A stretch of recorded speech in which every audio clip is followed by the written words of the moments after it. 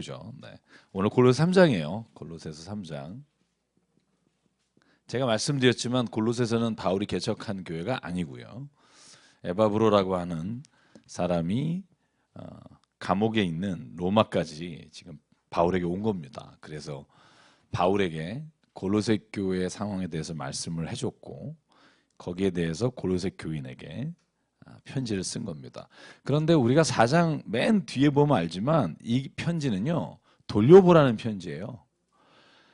여러분 요한계시록에 보면 소아시아에 있는 교회에 문안한다 하잖아요. 그럼 편지를 에베소 교회나 라오디아 교회나 빌라델피아 교회가 이렇게 돌려봤다는 거예요.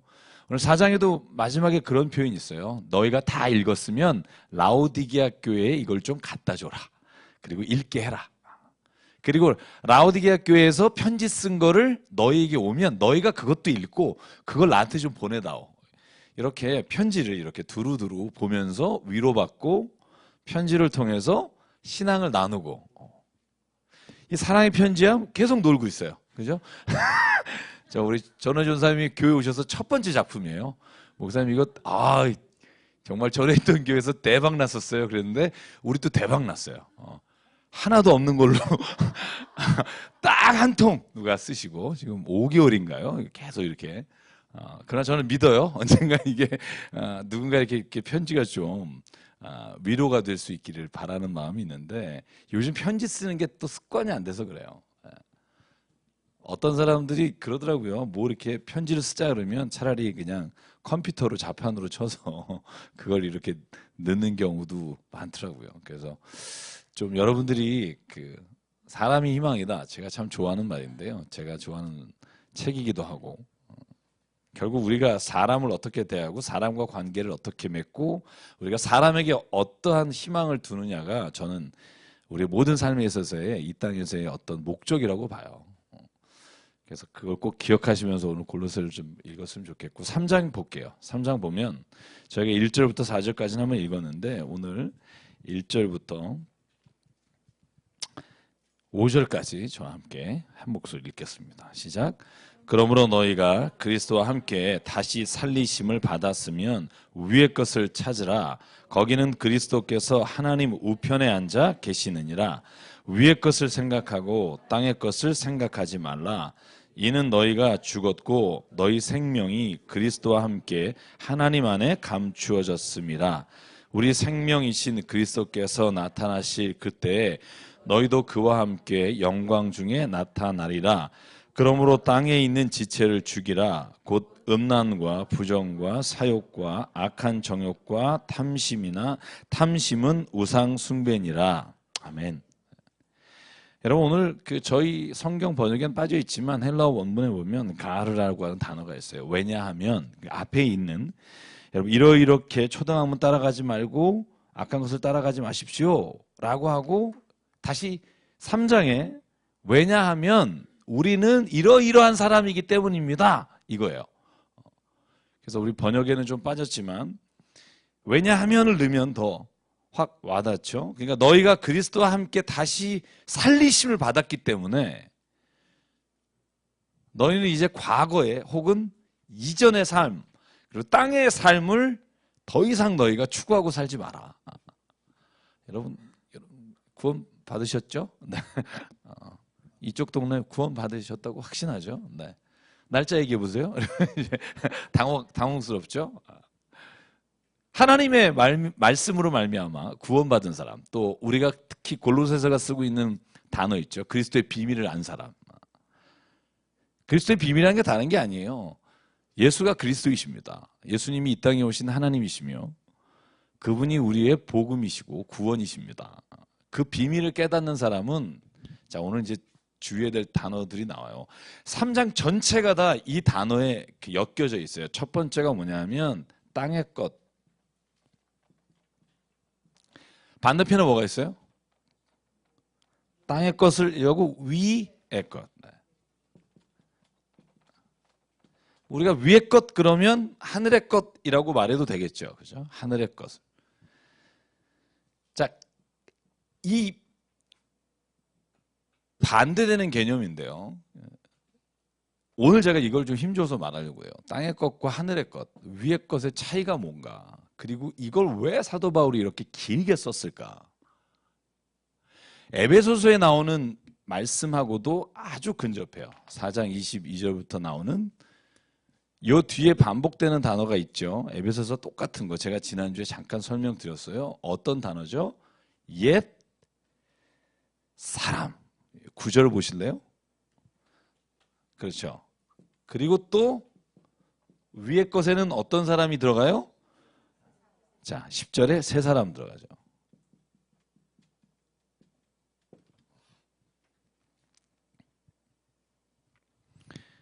그리고 또 하나, 땅의 것은 버려야 할 것이라고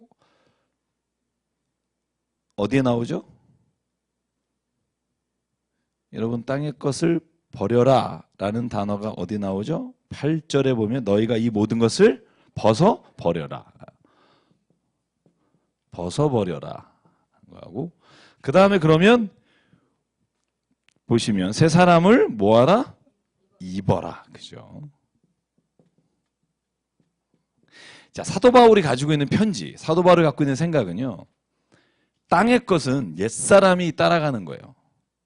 그리고 옛사람이 따라가는 건 벗어버려야 되는 거예요. 이걸 막 반쪽만 걸치고 가면 힘든 거예요. 위의 것을 다 바라보고 나가는 사람이 새 사람이에요. 새 사람을 입어야 되는 거예요. 그러니까 여러분이 지금 입고 있는 거 있잖아요. 여러분이 지금 입고 있다, 이 표현을 다시 말하면 여러분이 지금 가치관으로 중요하게 여기고 따라가는 거 뭐죠? 가치관을 중요하게 여기고 따라가는 거. 네? 돈.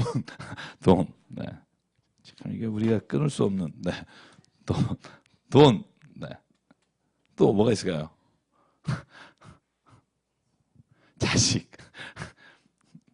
이걸 버리라 이런 건 여기 안 나오지만, 네.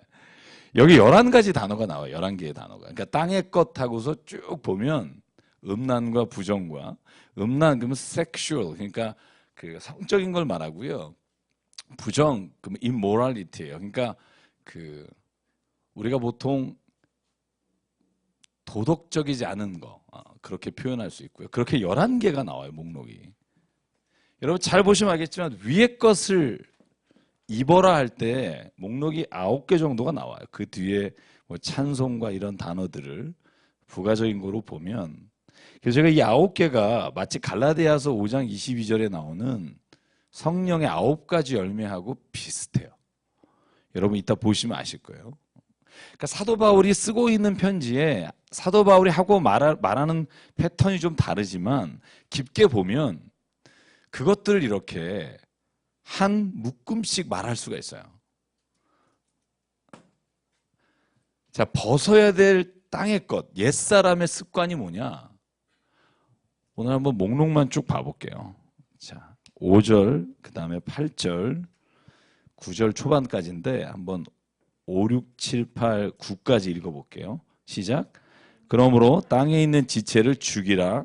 곧 음란과 부정과 사욕과 악한 정욕과 탐심이니 탐심은 우상숭배니라. 이것들로 말미암아 하나님의 진노가 임하느니라.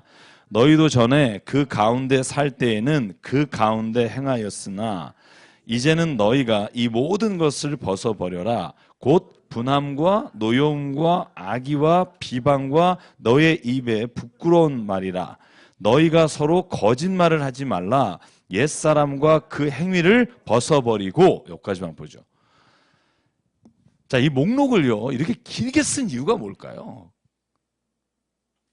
그냥 여러분 이럴 수 있잖아요. 옛사람을 벗어버리고 너희가 하던 나쁜 짓 하지 마라. 그죠? 근데 사도 바울은요 로마서에도 마찬가지고 데살로니가전서도 마찬가지고 뭐 에베소서도 마찬가지고요 골로새도 마찬가지고 그 목록을 다 적어요. 이유가 뭘까요?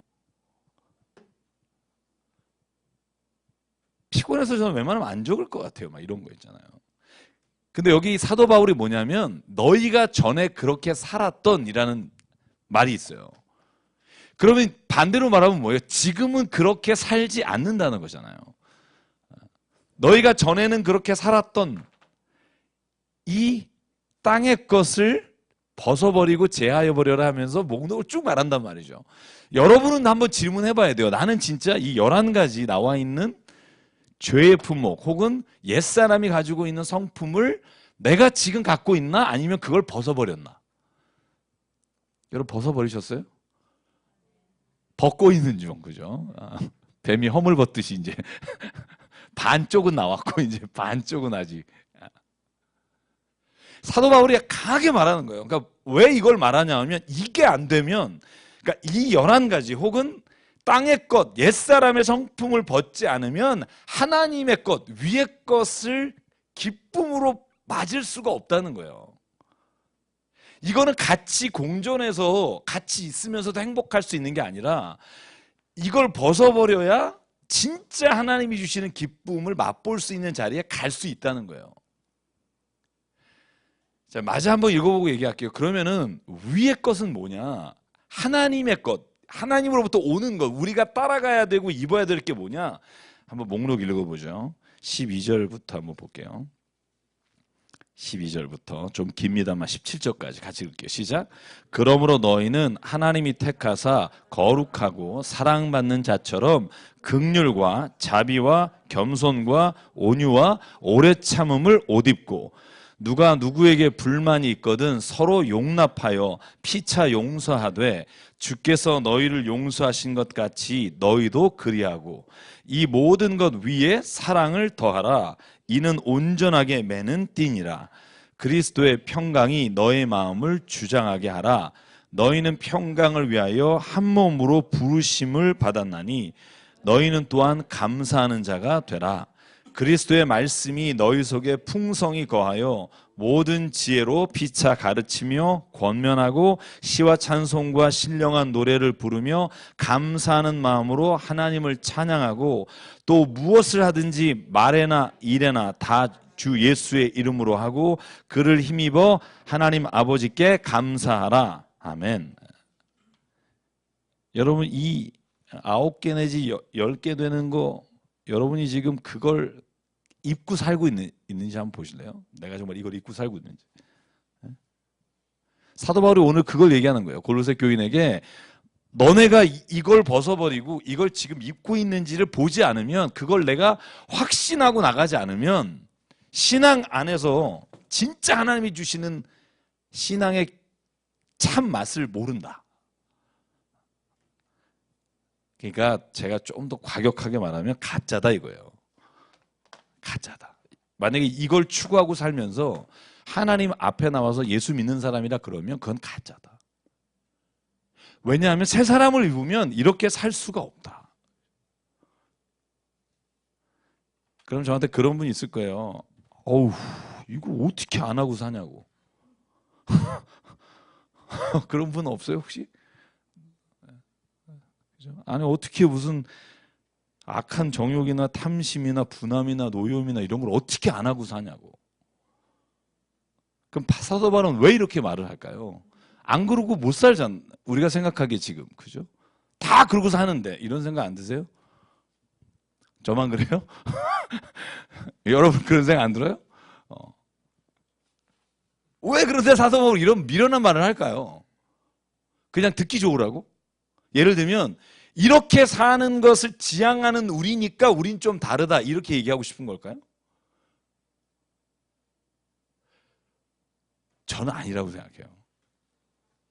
이게 실제 우리의 삶에서 일어나야 된다는 거죠. 일어나야 된다. 언제까지 너희가 서로 이걸 옛사람의 모습과 땅의 것을 구하는 이 모습을 그대로 두고 살 거냐. 이제는 하나님 앞에서 결단해라.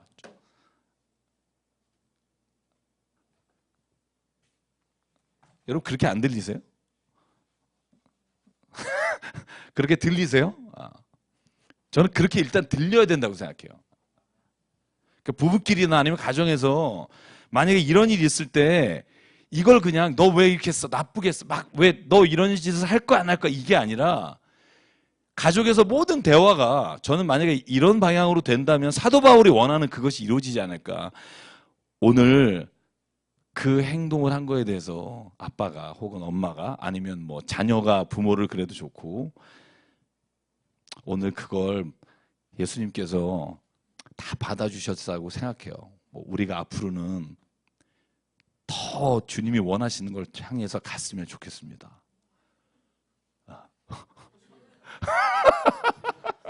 숨 막히세요? 목을 잡으면서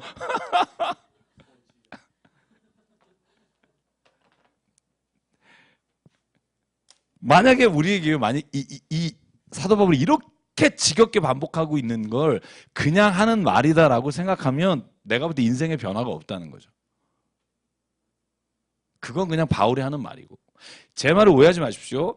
이렇게 안 살면 정죄한다는 게 아니라 우리의 삶이 새 사람 그리고 위의 것을 향해서 날마다 방향을 잡고 가지 않으면 우리의 삶에 있어서 신앙은 허울에 불과하다는 거예요. 보여지는 거. 그냥 내가 매일 다니는 종교 행위. 뭐 어제도 성질내고 오늘도 또 회개하면 되지가 아니라 이 회개라는 단어가 진짜 가슴을 치면서 하나님 앞에서 내가 진짜 하나님 앞에 정결한 새 사람이 되길 원합니다라고 하나님 앞에 말씀을 드려야 된다는 거예요. 여러분 이렇게 말하지 마세요. 아 목사님 다 그렇게 살아요. 이렇게 얘기하시지 말라고요. 사도 바울이 그거 몰라서 그러겠어요? 제가 여러분 늘 말씀드리잖아요. 사람 다 그렇게 살아요라고 우리가 말을 한다고 해서 그러니까 우리도 그렇게 살아야 해요라는 결론을 나오지 않는다는 거예요. 제가 이거 저번에 말씀드렸잖아요. 보통 우리가 윤리에서 사실 판단이라고 하고요. 가치 판단이라고 말하는 것들을 혼돈하는 경우가 있어요. 제가 이거 늘 구분 좀 하시라 그랬잖아요. 우리가 쭉 보니까 사람은 다 이기적이다. 이거 사실 판단이에요. 이기적이지 않은 사람이 어디 있어요? 그런데 그러니까 우리 모두가 다 이기적인 존재가 되어야 한다. 이 당위로 넘어가면 그때는 싸워야 되는 거죠.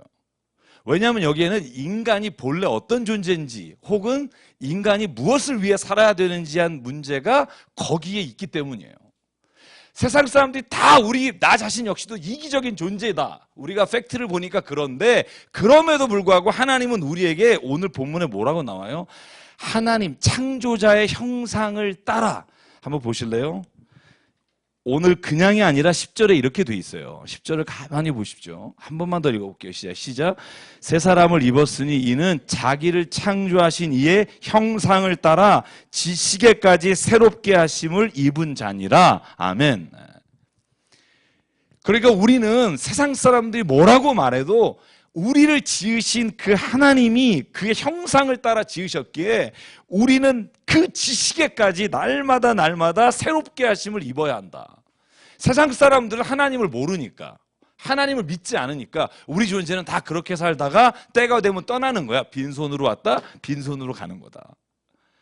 공수의 공수거. 근데 성경은 아니라는 거죠. 하나님의 형상을 닮은 자, 하나님의 형상을 따라 사는 사람이라고 우리가 믿는다면 졸렌, 우리는 이 세상에 아무리 누가 뭐라 그래도 우리는 하나님의 형상을 따라 살아가야 하는 것이고 그렇게 사는 것이 진짜 그리스도인이 하나님의 자녀답게 사는 거다. 그 믿음이 없으면 변화될 수 없다는 거예요. 변화는 언제 일어나요? 믿을 때 일어나요. 만약에 믿음이 없으면 절대 변화는 안 일어납니다.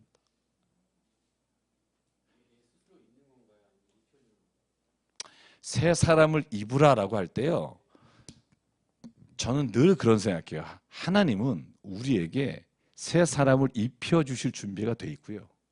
내가 입을 것을 결정해서 선택하면 돼요. 여러분 신명기 제가 주일설교를 그 본문을 하려고 지금 준비하고 있는데 혹시 바뀔지 모르겠어요. 준비가 안 되면 신명기 말씀에 이런 말이 있어요. 이스라엘 백성 앞에 모세가 이렇게 말해요.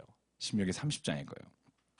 너희들 앞에 하나님의 복과 하나님의 선이 있고 너희 앞에 하나님의 저주와 하나님의 심판이 있다. 이 중에 너희가 어떤 것을 선택하느냐가 너희가 하나님 앞에 축복을 받느냐 저주를 받느냐가 결정된다. 저는 그 표현이 너무 멋있어요. 너희 앞에 지금 복이 있고 너희 앞에 저주가 있다. 네가 그걸 선택하는 거다. 근데 이건 내가 일단 선택한다고 해서 내가 그거에 대한 주체는 아니에요. 왜냐하면 이미 하나님께서 그것을 우리에게 주시기를 결정하시고 주실 마음이 있으시고 우리 안에 그걸 부어주셨으나 내가 그걸, 예를 들면 이런 거예요. 집사님이 아들한테 옷을 새로 사서 입히려고 그러는데 애가 팔 끼고 있으면 못 입잖아요. 아니 뭐 이러면 못 입힌다는 거죠. 억지로 입히면 그러면 되지 않느냐 말하는 사람이 있어요. 근데 왜 자유의지라는 게 있겠어요? 억지로 입히면 둘 다 행복하지 않아요. 이분에도 나가면서 인상 쓰고 안 했는다니까 이러면서 가는 데마다 야 우리 아들이다 그러면 어이 뭐 이러면서 그죠? 네. 왜? 자기가 하기 싫은 거 억지로 하고 있으니까. 여러분 자녀에게 부모가 줄 준비는 다 돼 있고 다 그걸 입힐 것이 돼 있어도 자녀가 그것을 받으면서 기쁘지 않으면 그건 선물이 아니고요. 그건 하나님이 우리에게 부어 주셔봤자 우리에겐 기쁨이 아니에요. 그래서 먼저 그것을 받을 내 마음의 믿음과 가치관과 내 삶의 방향이 정해지지 않으면 그건 더 이상 기쁘지 않아요. 그래서 하나님은요 그걸 우리에게 입혀주시길 원하시고 그것을 준비해서 우리의 코앞에 두셨으나 그것을 입는 자는 우리라고 저는 생각해요. 저는 그렇게 생각해요. 혹시 뭐 다른 어떤 생각이 있는 분이 있을지 모르겠으나, 그래서 우리가 사실 세상에서 나도 그렇지 못합니다. 근데 우리는 그렇게 될 수 있고 그래야만 한다고 성경이 말합니다. 그러면 우리가 그것을 따라 살기를 소망하기를 원합니다. 하늘의 것을 바라보고 하늘의 것을 구하라는 거예요. 집에서 한번 실험해 보시라는 거예요. 교회에서 실험해 보고, 교회에서 내가 막 내 기분대로 내 생각대로가 아니라 하나님이 뭘 원하실까? 저는 그 생각을 우리가 하지 않으면 우리의 삶의 모습이나 우리가 가지고 있는 것들이 하나님 뜻 가운데 운행되기가 어렵다는 거죠. 여기에 긍휼함, 자비, 겸손, 온유, 오래 참음, 용서, 사랑, 평강, 감사 다 있어요 우리한테. 여러분 이거 없으세요? 저는 여러분 다 가지고 있다고 생각해요. 그런데 이게 날마다 내 안에서 안 나와요. 왜 안 나올까? 왜 안 나오는 것 같아요? 습성을 버리지 못해서. 좋은 말이에요. 그래서 유혹의 욕심을 따라 썩어져가는 구습을 버리라 그러잖아요. 구습, 옛날 습관. 근데 옛날 습관 버리기가 얼마나 어려운 줄 아세요? 제일 어려운 게 습관이잖아요. 3살 버릇 80까지 간다고 그거 바꾸기가 쉬운 게 아니에요. 그래서 오늘 이 9가지를 하면서 그 옆에 그 다음에 16절부터 이런 말씀을 적고 있어요. 사도 바울이. 보실래요? 그리스도의 말씀이 너희 속에 풍성히 거하게 하라는 거예요. 그러니까 새 사람을 입는다 혹은 내가 주님 앞에서 이걸 하늘의 걸 따라간다 할 때 제일 중요한 원칙이 뭐냐? 그리스도의 말씀이 내 안에 풍성해야 돼요. 내가 뭘 해야 하나님 기뻐하시는지 모르는데 어떻게 그걸 따라가겠어요? 그러니까 사도 바울이 말하는 거예요. 새 사람을 입고 나서 가장 중요한 게 뭐냐면 하나님의 말씀이 내 안에 풍성히 거해야 되고 하나님이 뭘 원하시는지를 내가 알아야 된다는 거예요. 그 다음에 뭐예요?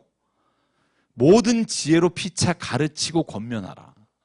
여러분, 그래서 교회는요 서로 세상적인 거 가르치고 권면하는 곳이 아니라 하나님의 것을, 영적인 것을, 위의 것을 가르치고 권면하고 서로 이야기를 나누는 곳이 교회라고 저는 믿어요.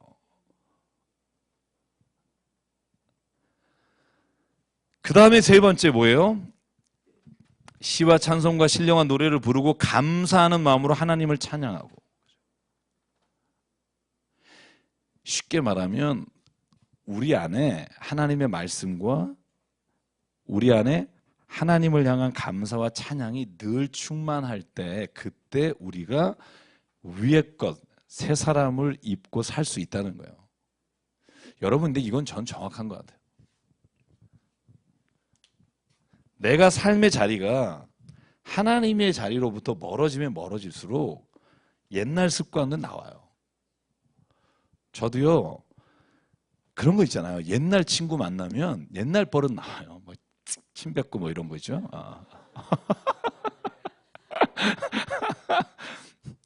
그러니까 옛날에 내가 옛날 습관대로 살던 친구 만나면 말버릇도 그렇게 나와요. 딱 초장에 나오는 게 야 임마 이렇게 나와요. 뭐 그렇게 늘 고등학교 때 얘기하고 살았으니까. 근데 그 안에 있을 때는 그게 나쁘다 좋다에 대한 개념이 없었어요. 그런데 내가 하나님 말씀 앞에 이렇게 살면서 보니까 우리의 모든 삶에 있어서 틀리지 않았다고 생각했던 게 잘못됐다는 걸 깨닫는 거죠. 언제 깨닫느냐 하면 진리 안에 올 때 깨닫는 거예요. 진리 안에 오지 않을 땐 깨닫을 수가 없어요. 왜냐하면 무엇이 옳은지 모르기 때문에. 옛날 습관을 버리라는 것 중에 가장 중요한 게 뭐냐 하면 옛날 습관이 나올 만한 환경이나 장소나 위치를 내가 스스로 피하는 게 가장 좋은 거예요. 그죠, 권사님? 조근수 권사님도 옛날, 그죠? 아니, 뭐 제가 꼭 누굴 찍어서 하는 게 아니라 그런 거 있잖아요. 옛날 습관, 옛날 자리에 가면 사람이 옛날 게 나와요. 그래서 그 자리를 사도 바울이 말하는 게 항상 주의 안에 거하라. 엔 크리스토스. 주님 안에 거한다는 게 뭐냐면요. 늘 내 삶이 그런 옛날 습관과 아까 말한 11개의 그런 것들, 음란과 사욕과 정욕과 탐심과 노여움과 악의와 비방과, 여러분 비방을 누구하고 해요?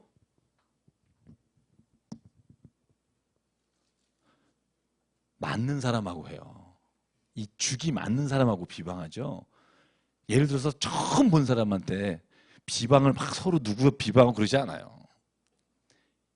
죽이 맞고 그렇게 하는 사람도 있어요. 보자마자 대단하신 분이네요. 그런 분은 정말 한번 연구해 봐야 돼요.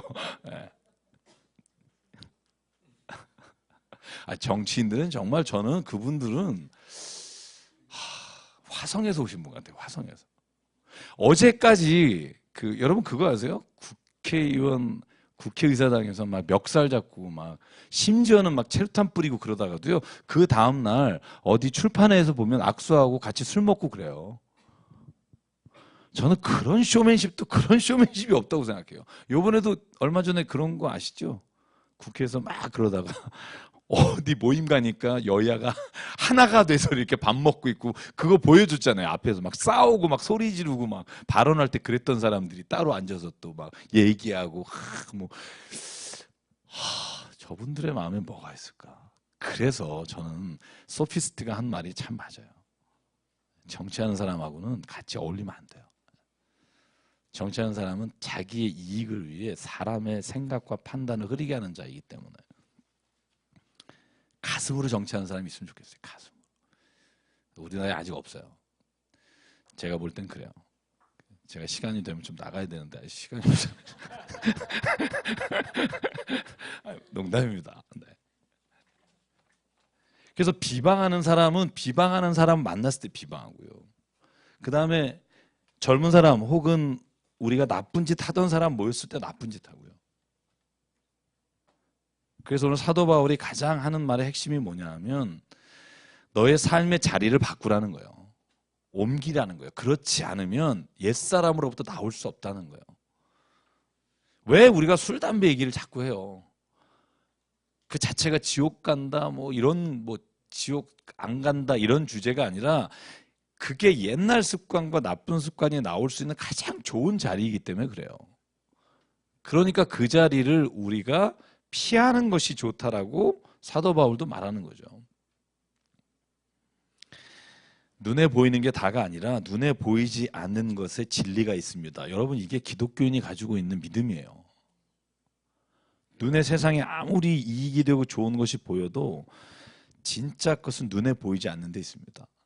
제가 여러분에 말씀드렸잖아요.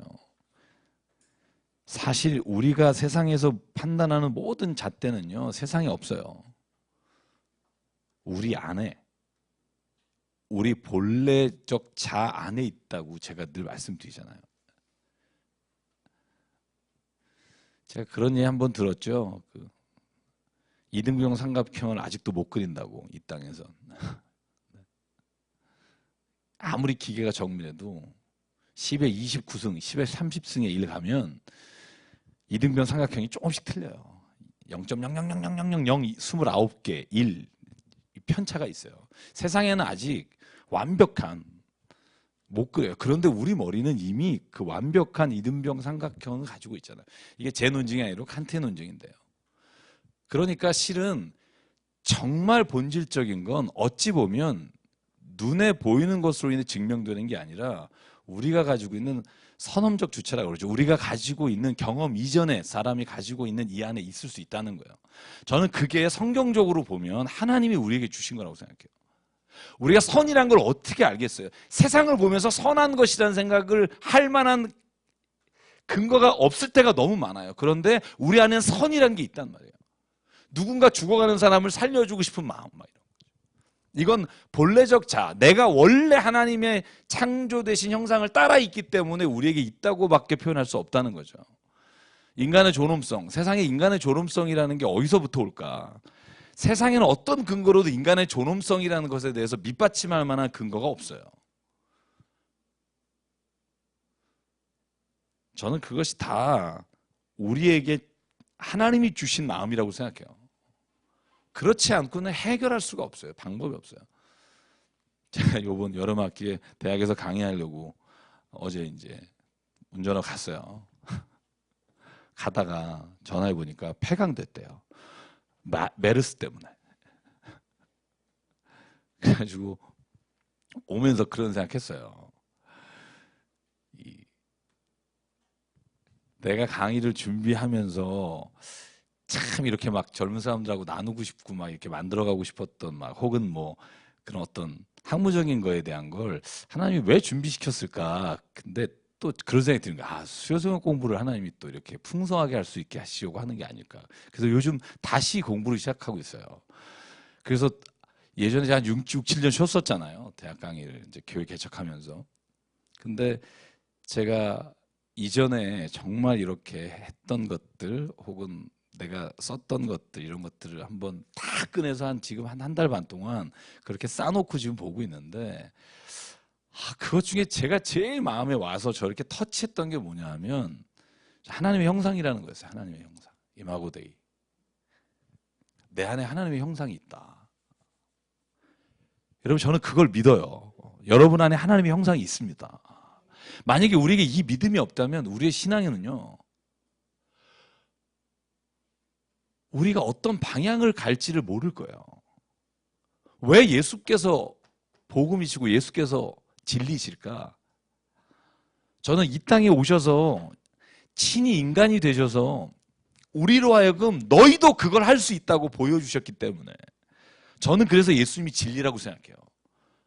나는 곧 길이요 진리요 생명이 나로 말미암지 않고는 아버지께로 올 자가 없다. 저는 이 말이 단지 구원에 이르는 길뿐만이 아니라 저는 예수께서 이 땅에 인간으로 오셔서 육신의 몸 가운데 오셨음에도 불구하고 하나님 앞에 죄가 없이 사셨다면 그 길을, 그 진리, 그 생명에 이르는 방법이 우리가 예수님밖에 없지 않을까.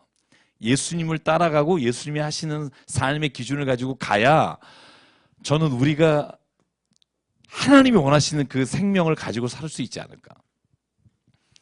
그래서 여러분 믿으십시오. 저와 여러분에게는요 하나님이 주신 그 형상이 있습니다. 그걸 자꾸 자극하십시오. 좋은 말을 하십시오. 제일 나쁜 게 뭐냐면요, 저는 그렇게 생각해요. 저는 오늘 본문에 2번이나 반복되는 건 뭐냐면, 한번 8절 보실래요? 너희 입에 부끄러운 말이다. 그죠? 그 다음에 너희가 서로 거짓말하지 말라. 사람이 어느 때 가장 우리가 하나님의 선하심과 하나님의 형상을 잃어버리는가? 말할 때예요. 저는 말할 때. 내가 원래 그렇다라고 생각하는 게 아니라 저도 말도 굉장히 이렇게 좀 뭐 아시겠지만 저도 좀 거하게 하는 편이에요. 뭐 일반 목사님에 비하면 정말 어디 가서 강의하면 목사님 너무 이렇게 파격적이라 그래요, 말이. 주님은 우리를 온전하게 해주시고 이런 게 아니고 이제 말을 좀 편하게 하는 편이잖아요, 그죠? 저도 그러면서 요즘 깨닫는 게 뭐냐면 이 말이란 게요. 어떻게 말을 할까? 거기 성경에 제가 한번 읽어볼게요. 어떻게 말을 하라 하는 말이 나와요. 18절, 4장 8절 볼래요? 말에 대해서 특별히 한 번 더 얘기하고 있어요, 바울이.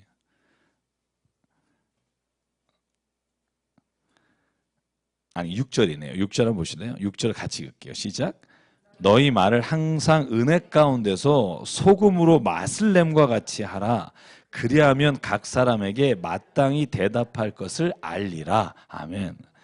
이 표현 예쁘지 않아요? 은혜 가운데 소금으로 맛을 내는 것 같이 하라. 그러니까 어떻게 하라는 건 모르겠으나 소금으로 맛을 내서 맛있어야 되잖아요. 그죠? 아까 앞에 3장에 말하는 건 뭐예요? 너희가 말할 때 너희 입에 부끄러운 말 혹은 거짓말 하지 말고 반대말로 뭐냐 하면 너희가 은혜 가운데 소금으로 맛을 내는 것 같이 해라. 교회에서 막 형제님 안녕하세요. 막 이거 여기서만 하지 말고 늘 말을 좀 맛깔스럽게 해라. 제가 오늘 저희 성도 조양관에 우리 한 달 예배 갔잖아요. 예배 드리고 이제 식사하는데요. 누가 들어오셨어요. 서빙 하시는데 계속 쳐다보길래 저도 계속 이제 대답 열심히 하고 막 감사합니다. 네네 그랬어요. 근데 갑자기 그분이 그러는 거예요. 이렇게 한참 보고 나갔다가 거기 집사님하고 같이 들어오시면서 목사님 그래서 왜요? 그랬더니 우리 같이 한 목회팀은 다 보셨는데 이분이 이 수담에서 일하시다가 우리 집사님 음식점에 일하러 가셨어요. 그래서 나를 많이 봤다고 그랬는데 보니까 여기 내려와서 탁구 치시다가 매일 한 주에 한두 번 왜 3시에 탁구 치신 여자분이 있잖아요. 우리 이승준 선생님. 그래서 그분이 강남에 거기에 저희 교분 식당에 한진식 서빙 하시는 거예요. 여러분 근데요 제가 얼마나 마음을 졸였겠어요. 만약에 그분이 여기서 안 좋은 생각, 안 좋은 거를 좀 보고 그랬으면 실은 그분이 우리 교인 집사님에게 무슨 말을 했을까? 다행히 여기서 탁구를 좀 치겠다 그러실 때 편하실 때 아무 때나 치시라고 그랬으니 다행이지. 제가 만약에 아니 탁구 이거 우리 교회도 안 치는데 잘 정리하시고 청소하시고 제가 그 말을 안 했어요. 그냥 마음대로 치시고 제가 우리 목회자분들한테 좀 수고스럽지만 우리가 그 시간 좀 뭐 치고 싶어도 좀 안 치고 해드리자 뭐 이렇게 얘기한 것 같아요. 그걸 보면서 무슨 생각했냐면요. 야 우리가 내일 누구를 만날지 어떤 자리에서 어떤 사람을 만날지 진짜 모르겠다.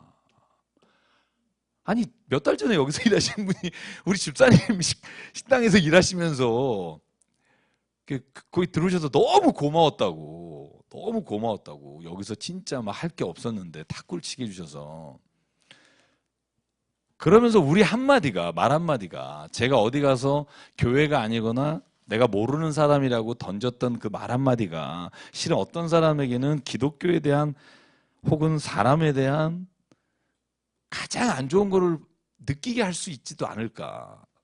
그러니까 오늘 사도 바울이 힘주어서 여러 번 여러분 우리가 기억나세요? 빌립보서에도 말에 대한 얘기가 있어요.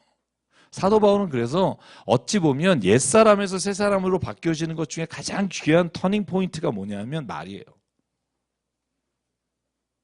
잠언 12장, 잠언 14장 읽어보십시오. 잠언에도요 말에 대한 얘기가 정말 많아요. 미련한 자는 사람에게 분노를 나오게 하고 지혜로운 자는 그 입술이 스스로를 다른 사람에게 뭐라고 되더라?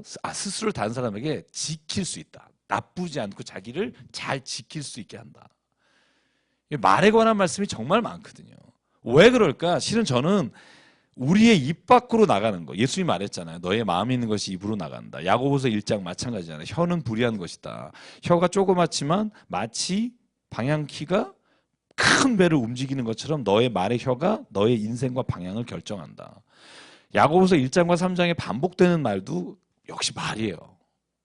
그러니까 행함이 없는 믿음은 죽은 믿음이다 할 때 그 행함의 첫 번째 본질이 뭐냐? 말이에요.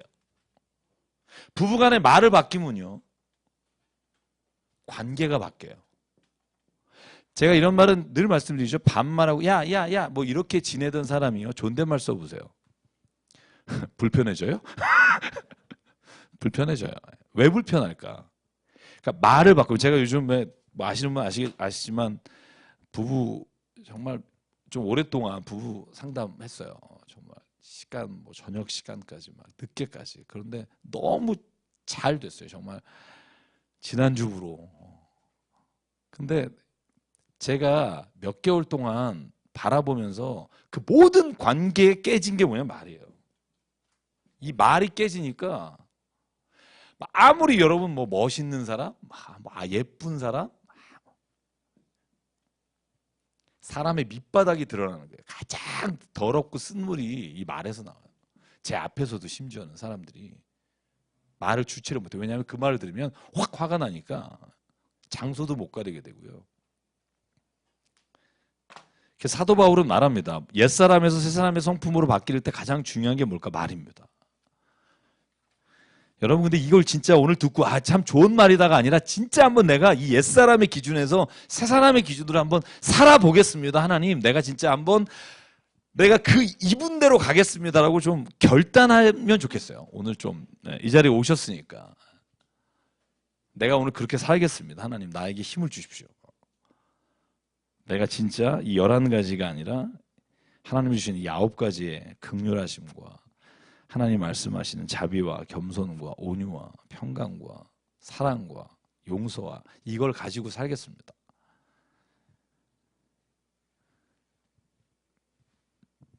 저는 오늘 골로새서가 그렇게 17장 7절까지 3장 17절까지 계속 반복되고요. 저는 이걸 뒤에 또 나와요. 데살로니가 전후, 디모데 전후 다 이 말이 또 반복돼요.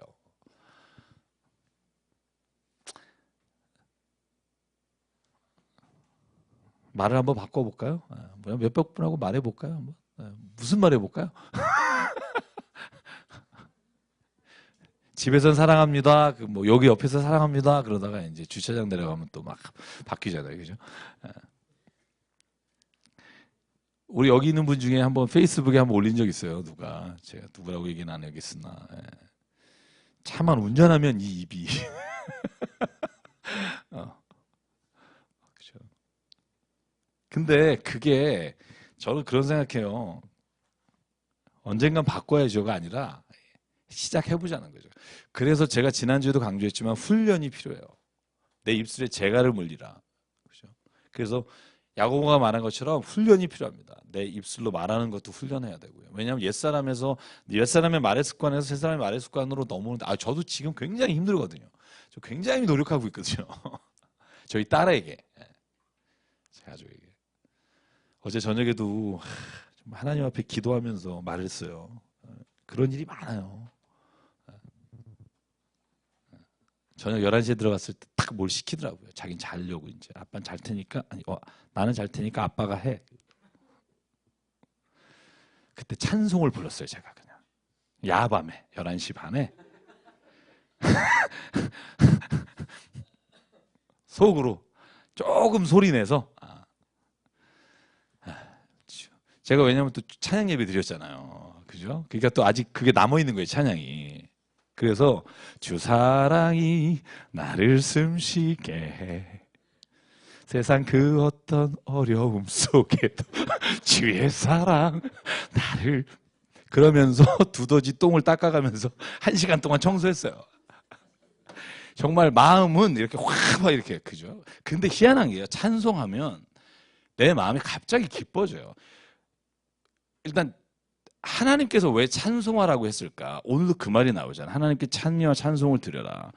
왜냐하면 너희 안에 하나님의 말씀이 풍성히 거하게 하며 그리고 하나님께서 찬미와 찬송이 너희 안에 있게 하라는 입술에 있게 하라는 이유가 뭘까? 찬송과 찬미를 드리면 그때 내 안에 있는 것들 부정적 생각들이 하나님께서 바꿔주시는 은혜가 있다는 거죠.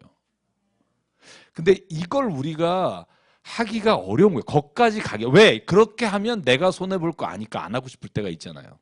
여기서 한번 인상 쓰면 내 육신이 편해질 수도 있다. 뭐 그런 생각이 들 때가 있어요. 우리가 이렇게 뇌파가 뇌 구조가 무슨 대뇌 손해해가지고 막 이성적 사고를 거쳐서가 아니라 딱 본능이 딱 이기적 존재의 속성이 있기 때문에 나도 모르는 사이에 그렇게 딱 계산이 끝나요.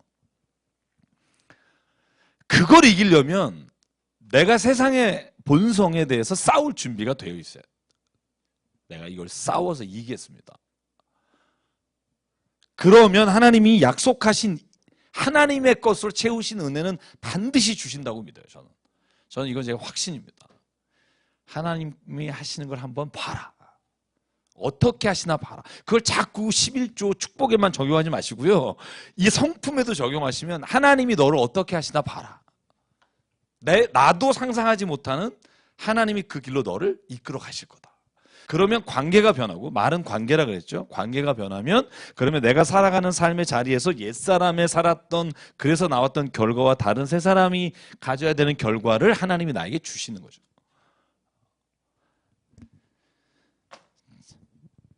자, 그렇게 마치고 이제 18절은요. 저번에 에베소서에서 했던 내용과 동일하기 때문에 제가 설명만 하고 넘어갈게요. 아내들이여 남편에게 복종하라. 이 복종하라와 자녀들아 부모에게 순종하라. 제가 단어가 다르다고 그랬죠. 헬라어가 조금씩. 오히려 남편을 따라가라. 이런 표현이 맞아요.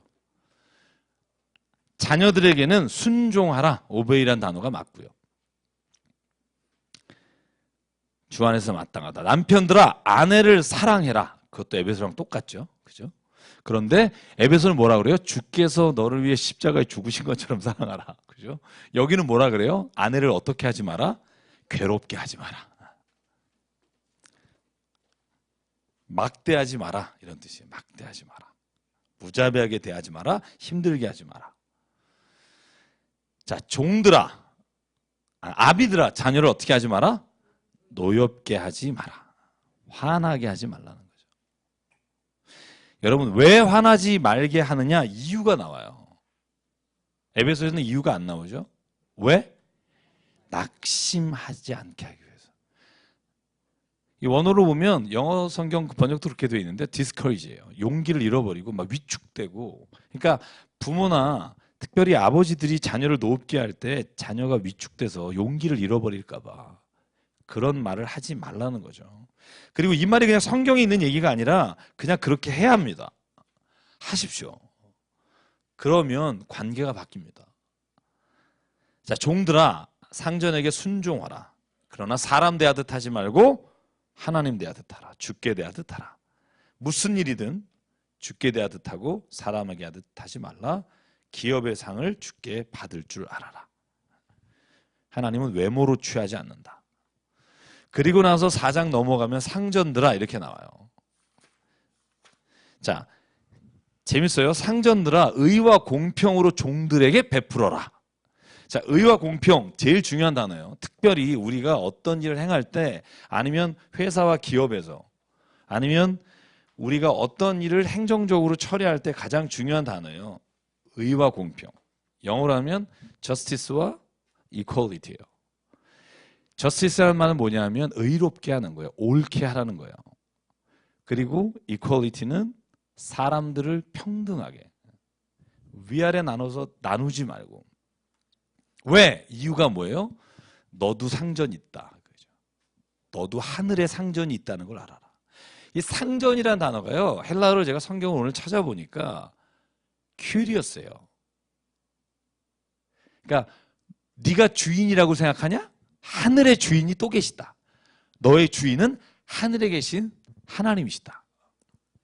그러니까 너가 지금 함께 있는 너의 종들, 옛날로 말하면 종들이고 오늘 말로 하면은 뭐 회사의 어떤 사람들에게 너는 의와 공평으로 하라. 기도하고 계속 기도하고 기도에 감사함으로 깨어 있으라.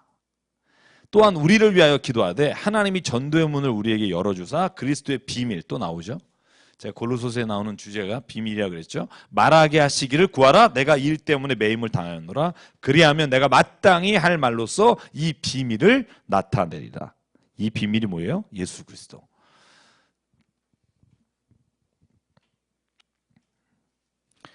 여러분 진리는 있습니다. 이게 우리의 믿음이 돼야 돼요. 세상은 뭐 다 그렇지 뭐 이게 아니라 옳고 그른 게 있습니다. 이게 흔들리면 그때부터 사는 게 내가 볼 때 방향을 잃어버린 경우가 많은 것 같아요.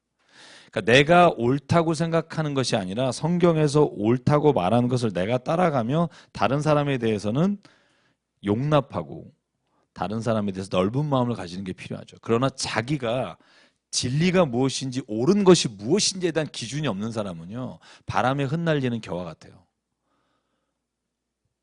제가 예전에 한번 포스트 모던, 우리가 살아가는 시대를 그렇게 규정한다면 포스트 모던 시대가 가장 사람들에게 유혹적이면서도 기존의 근대 시대를 넘어오면서 왜 우리가 사는 세상에 이렇게 됐을까 할 때 상대주의적 가치관이 팽배해진다는 거예요. 여러분, 제가 뭐 시간이 없으면 다 설명 못하겠지만 우리 포스트 모더니즘이라는 게 모더니즘이라는 거예요. 포스트잖아요. 포스트라는 단어가 왜 위란 뜻도 있고 너머란 뜻도 있고 그래요. 그러니까 근대를 넘어선 시기라는 거잖아요. 그러면 근대가 뭐냐를 알아야 되는데 우리가 근대를 규정할 때 가장 중요한 게 뭐냐면요. 근대에 있어서의 중심은 인간 중심적 사고예요. 이성 중심적 사고예요. 보통 우리가 데카르트 얘기를 많이 하잖아요. 우리가 아는 단어, 왜 그 고등학교 때 배운 거 기억나시죠?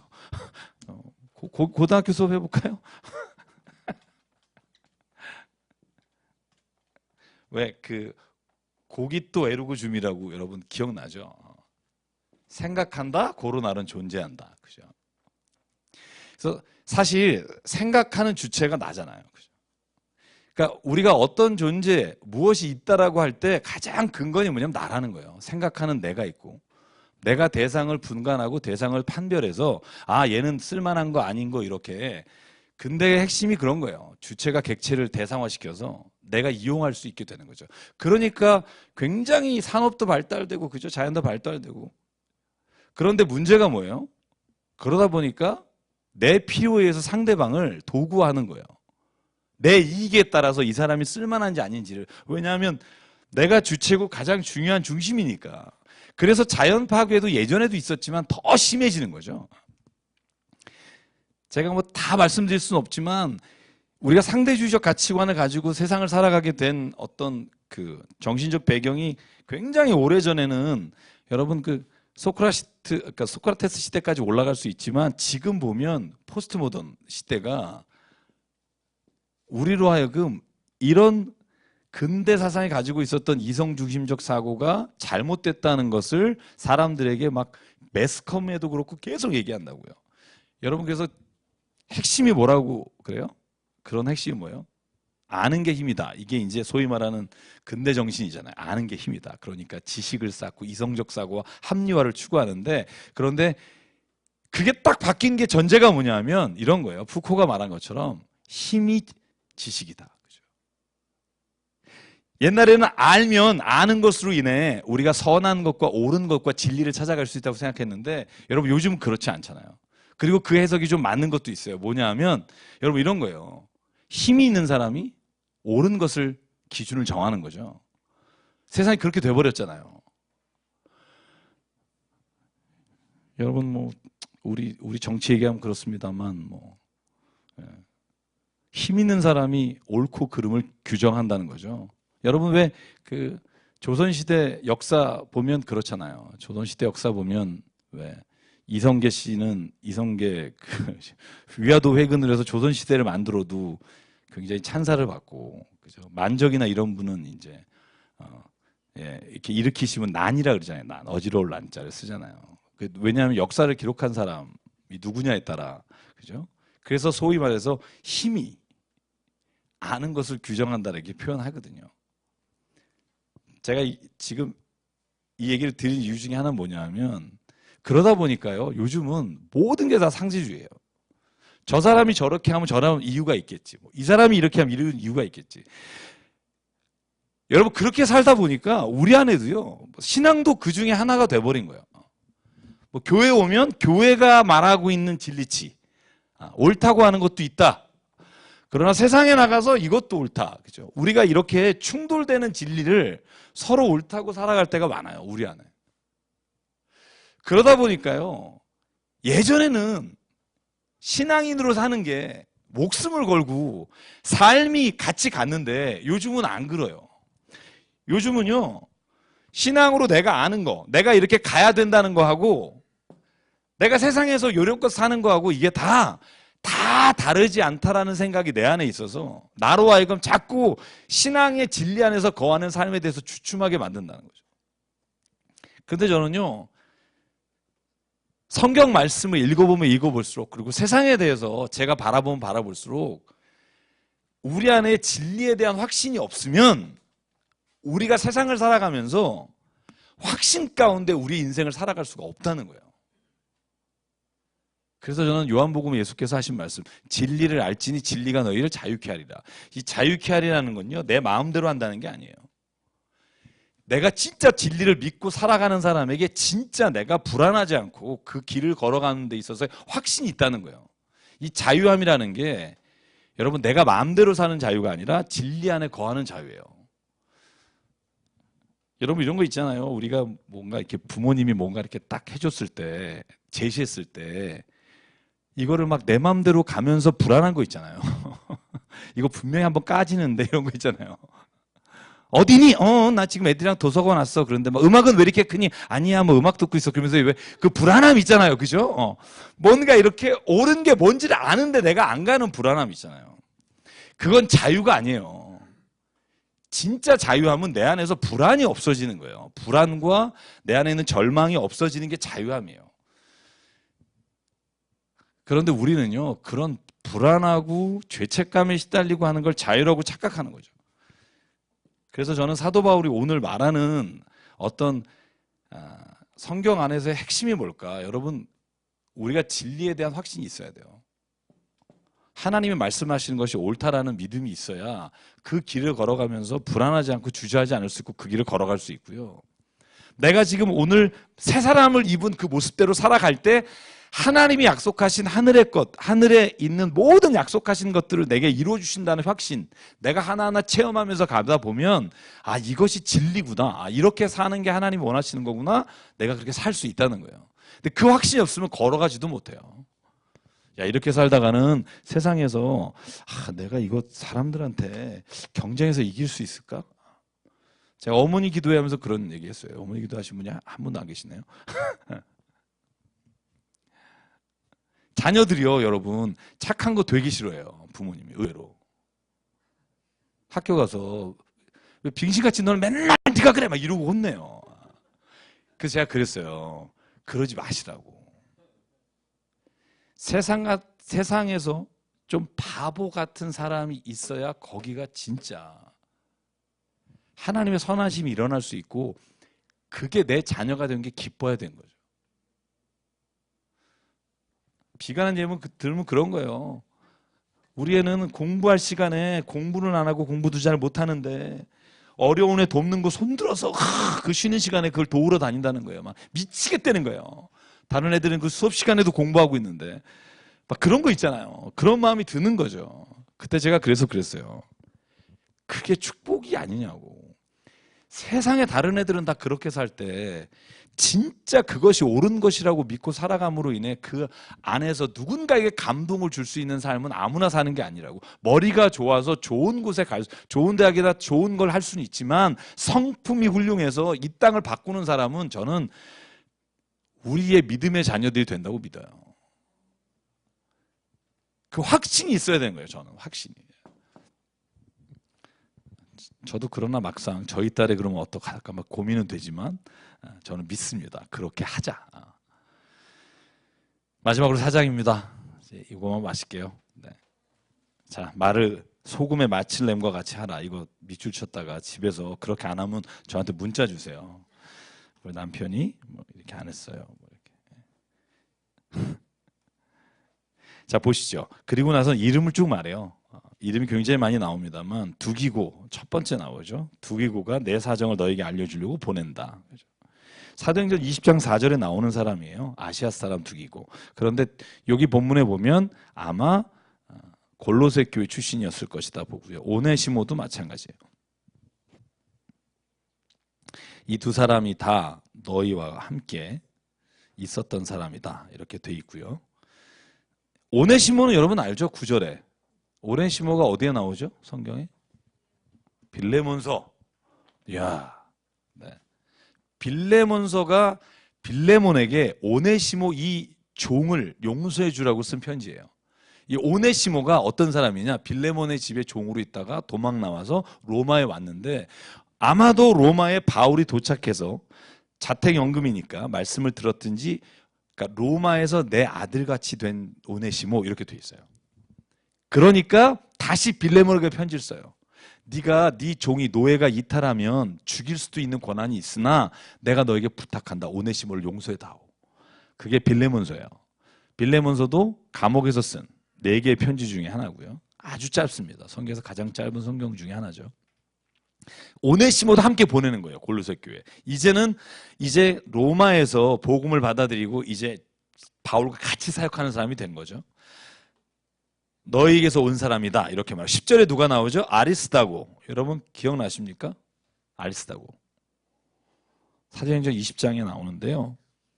여러분 이 사람 에베소에서 소동이 있을 때 같이 바울 곁을 지켜줬던 사람이에요. 어쨌든 쭉 갑니다. 유스도라는 사람이 있다. 바나바의 생질 마가. 여러분 잘 알죠? 2차 전도교 여행 때 헤어졌던 유스도라는 사람이 있는데 유스도로 하는 예수다 이거죠. 이름이 예수예요. 로마식 이름은 그러니까 로마 이름이 유스도고요. 예수라고 하는 이름은 여러분 유대 이름이지만 유스도란 뜻이 뭐냐 하면 의인이란 뜻이에요. 의인. 무난한다. 쭉 넘어갈게요. 자, 이렇게 쓰는 이유가 뭐냐 하면 8절에 보면 내가 그 사람들을 너희한테 보내는 것은 우리로 하여금 너희가 위로를 받기 위함이고 11절 내가 이 사람들로 인해서 나도 위로를 받았기 때문이다. 이게 사도 바울이 지금 쓰고 있는 마지막 편지에 그죠? 위로라는 거죠. 위로. 그러니까 뭐예요? 사람이 위로라는 거예요. 사람이. 어떤 돈을 보낸 게 아니라 이 사람이 내게도 위로가 됐고 내게 있던 사람이 너에게 가서 이 사람들이 위로가 되고 사람이 가장 위로가 되잖아요. 그죠? 아니세요? 사람이 짜증나요? 사람이 가장 위로가 되지 않아요?